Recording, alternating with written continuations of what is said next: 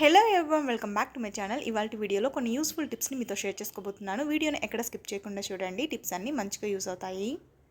So మన ఛానల్ని ఎవరైనా కొత్తగా చూస్తున్నట్లయితే ఛానల్ని సబ్స్క్రైబ్ చేసుకోండి ప్లీజ్. సో ఇక అస్సలు లేట్ చేయకుండా వీడియోలోకి వెళ్ళిపోదామా. కొత్తవి స్టీల్ ప్లేట్స్ కొన్నప్పుడు కానీ లేకపోతే కొత్తవి స్టీల్వి ఏవి కొన్నా కూడా ఇలాంటి స్టిక్కర్స్ వస్తూ ఉంటాయి కదా. సో వాటిని తీసేయడానికి ఎంత కష్టపడి ట్రై చేసినా కూడా అస్సలు పోవు కదా. సో అలాంటి స్టిక్కర్స్ని అయితే ఇలాగ ఈజీగా రిమూవ్ చేసేసుకోవచ్చు. వాటిని ఒక 5 to 10 seconds పాటు హీట్ చేసుకోవాలి. తర్వాత ఏదైనా స్పూన్తో కానీ నైఫ్తో కానీ తీసేస్తే ఈజీగా వచ్చేస్తాయి. సో ఎప్పుడైనా యూజ్ అనిపిస్తే ఇలా ఒకసారి ట్రై చేయండి. టమాటోస్ని ఫ్రిడ్జ్లో అయితే ఎక్కువ రోజులు ఫ్రెష్గా స్టోర్ చేసుకోవచ్చు. బట్ బయట స్టోర్ చేసుకున్న ఎక్కువ రోజులు ఫ్రెష్గా ఉండాలంటే ఇలా ఒకసారి ట్రై చేసి చూడండి. సో ఫస్ట్ అయితే టమాటోస్కి పైన కుకింగ్ ఆయిల్ ఉంటుంది కదా, సో దాన్ని అప్లై చేయాలి. సో ఇలాగ టమాటోస్ అన్నిటికీ కుకింగ్ ఆయిల్ని అప్లై చేసుకోవాలి. సో ఇలాగ టమాటోస్కి ఆయిల్ని అప్లై చేయడం వల్ల తొందరగా మాగిపోకుండా కుళ్ళిపోకుండా ఎక్కువ రోజులు ఫ్రెష్గా ఉంటాయి. సో మీలో ఎవరికైనా ఈ టిప్ యూజ్ అనిపిస్తే ట్రై చేయండి. ఫ్రూట్స్ కానీ వెజిటబుల్స్ కానీ కొన్నప్పుడు ఇలాంటి నెట్ బ్యాగ్స్లో వస్తూ ఉంటాయి కదా, ఈ నెట్ బ్యాగ్స్ని పడేయకుండా మంచిగా రీయూజ్ చేసుకోవచ్చు. ఫస్ట్ అయితే ఈ నెట్ బ్యాగ్ని ఈ వీడియోలో చూపిస్తున్నట్లుగా రౌండ్గా చుట్టేసుకోవాలి. సో ఇలా మంచిగా రౌండ్గా చుట్టేసుకున్న తర్వాత రబ్బర్ బ్యాండ్ అయినా వేసుకోవచ్చు, లేకపోతే ఇలాగే ఫోల్డ్ చేసేసుకోవచ్చు. సో ఇప్పుడు మనం దీన్ని మంచిగా అంట్లు తోముకునేదానికి స్క్రబ్బర్ లాగా యూజ్ చేసుకోవచ్చు. నాన్ స్టిక్ కడాయి లాంటి వాటిని స్టీల్ స్క్రబ్బర్ తోటి క్లీన్ చేసినట్లయితే గీతలు పడిపోతూ ఉంటాయి కదా. సో దీంతో క్లీన్ చేసుకున్నట్లయితే ఇది చాలా స్మూత్గా ఉంటుందన్నమాట. మంచిగా క్లీన్ చేసుకోవచ్చు. యూజ్ అనిపిస్తే ట్రై చేయండి. హాట్ బాక్స్లో ఫుడ్ని పెడితే హాట్గా ఉండగా కూల్గా ఉంటుందమ్మా అంటారేమో. మనము పాత హాట్ బాక్సెస్ని యూజ్ చేస్తున్నట్లయితే అందులో పెట్టినా కూడా అంత వేడిగా ఉండవు. సో అలాంటప్పుడు ఇలా ఒకసారి ట్రై చేయండి. మనం హాట్ బాక్సెస్లో ఫుడ్ని పెట్టేదానికన్నా ముందు 5 to 10 minutes పాటు అందులో హాట్ వాటర్ని యాడ్ చేసుకోవాలి. ఒక 5 to 10 minutes తర్వాత అవి పారబోసి మనం ఫుడ్ని అయితే పెట్టేసుకోవచ్చు. హాట్ బాక్సెస్లో ఇలా ఫుడ్ని పెట్టామనుకోండి చాలాసేపటి వరకు వేడిగా ఉంటుంది. స్విచ్ బోర్డ్స్ని అందరూ క్లీన్ చేయరు. ఒకవేళ క్లీన్ చేసినా కిచెన్లో ఉన్న స్విచ్ బోర్డ్స్కి అయితే ఊరికే జిడ్డు పడిపోతూ ఉంటుంది. సో అలాంటి జిడ్డు పట్టినటువంటి స్విచ్ బోర్డ్స్ని అయితే ఇలాగ ఈజీగా క్లీన్ చేసుకోవచ్చు. కొంచెం వ్యాజ్లిన్ని కాటన్ మీద అప్లై చేసుకొని స్విచ్ బోర్డ్స్ని క్లీన్ చేసినట్లయితే ఈజీగా జిడ్డు అనేది పోతుంది. మీకు కూడా ఎప్పుడైనా యూజ్ అనిపిస్తే ట్రై చేయండి. మీలో ఎంతమంది నాలాగా స్పెట్స్ని యూజ్ చేస్తారు?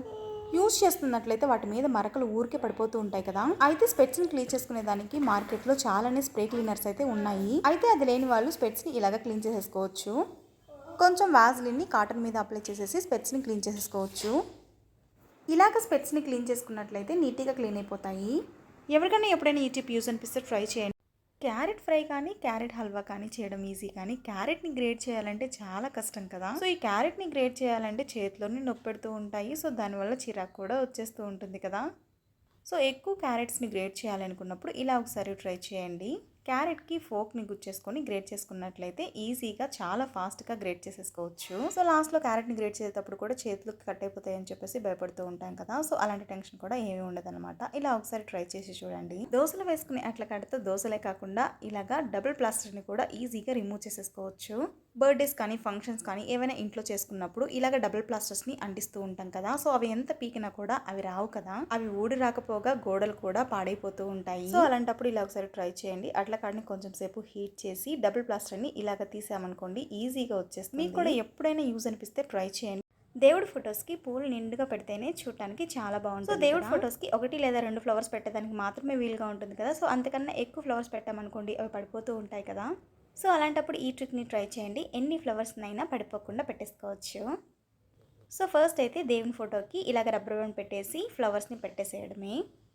ఇలాగ రబ్బర్ బ్యాండ్ పెట్టేసామనుకోండి ఎన్ని ఫ్లవర్స్నైనా పెట్టేసుకోవచ్చు.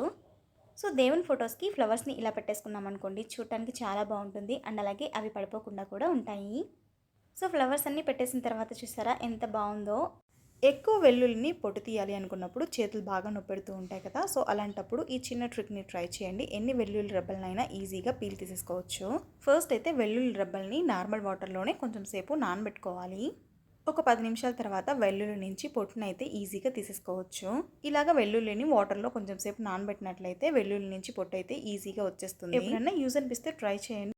కొత్తిమీరని మనము ఎక్కువగా తెచ్చుకుంటూ ఉంటాం కదా. సో ఫ్రిడ్జ్లో పెట్టినా కూడా కొంచెం తేమగా అయిపోయి త్వరగా పాడైపోతూ ఉంటుంది కదా. సో కొత్తిమీరని ఇలా ఒకసారి స్టోర్ చేసేసి పెట్టేసుకోండి. రోజులు కాదు ఎన్ని నెలలైనా ఫ్రెష్గా ఉంటుంది. సో ఫస్ట్ వచ్చేసి బాటిల్ క్యాప్ మీద ఒక గ్లాస్ పెట్టేసి అందులో కొంచెం కూల్ వాటర్ని యాడ్ చేసుకోవాలి. తర్వాత కొత్తిమీరకు ఉండేటువంటి వేర్లతో సహా ఇలాగా గ్లాస్లో పెట్టేసేయాలి. తర్వాత ఆ బాటిల్ని ఇలా బోర్లించి క్లోజ్ చేసేసి ఫ్రిడ్జ్లో పెట్టినట్లయితే ఎన్ని నెలలైనా ఫ్రెష్గా ఉంటుంది. మీకు కూడా ఈ టిప్ ఎప్పుడైనా యూజ్ అనిపిస్తే ట్రై చేసి చూడండి. కొత్తిమీర అయితే ఎన్ని డేస్ వరకైనా ఫ్రెష్గా ఉంటుంది. So finally this is the video. I hope ఈ టిప్స్ అన్ని మీకు నచ్చాయని అనుకుంటున్నాను. మీకు కనుక ఈ వీడియో నచ్చినట్లయితే ఒక లైక్ చేయండి అండ్ అలాగే ఎవరికైనా యూజ్ అవుతుంది అనుకున్న వాళ్ళకి కంపల్సరీగా వీడియోని షేర్ చేయండి. ఛానల్ని సబ్స్క్రైబ్ చేసుకోవడం మాత్రం మర్చిపోకండి. ఫైనల్గా వీడియోని లాస్ట్ వరకు చూసిన ప్రతి ఒక్కరికి థ్యాంక్ యూ సో మచ్.